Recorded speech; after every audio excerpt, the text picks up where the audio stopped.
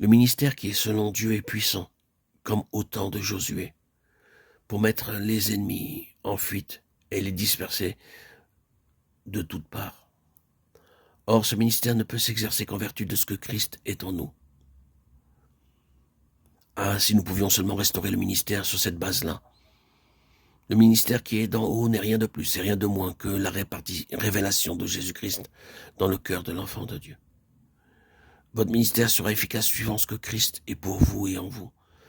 Dieu ne peut pas sortir de cette norme. Tout ce que nous croyons pouvoir inclure de plus dans le terme ministère reste en dehors de la pensée de Dieu. S'il met à nu toute notre vie intérieure, ce témoignage ne devient pas moins une obligation très simple. Ce ne sont pas nos dons de parole qui nous qualifient, ni notre bagage intellectuel. Nous bénissons Dieu pour toutes les ressources de cet ordre qui lui plaît de mettre à notre disposition et qui peuvent trouver un emploi utile. Mais si vous commencez à compter là-dessus, vous vous trompez. La question n'est pas de savoir parler ou de pouvoir mettre en avant des dons naturels ou les avantages d'une culture supérieure. Ce que le Seigneur Jésus est en nous est ce qu'il est pour nous. Réfracté au dehors par le prisme de notre vie. Tout le ministère est là. Vous pouvez être le prédicateur le plus malhabile sans empêcher pour cela le rayonnement de Christ d'accompagner votre personne. Et le potentiel que représente Jésus-Christ dans votre vie peut être tel que l'ennemi commence à s'en émouvoir. L'esprit malin s'écrie « Je connais Jésus » Acte 19, 15. Voilà un ministère quand les puissances du mal sont obligées avant même que vous ouvriez la bouche de tenir compte de la présence de Christ. Ou quand ceux qui vous entourent réalisent la présence de quelque chose qui les rend mal à l'aise en face du péché. Il peut arriver que quelqu'un se laisse aller à pécher sans se rendre compte qu'il pêche, jusqu'au moment où Christ intervient sur la scène en l'un de ses serviteurs. Alors la lumière se fait en celui qui pêche. Et il se sent coupable. C'est la présence de Christ qui a tout bouleversé.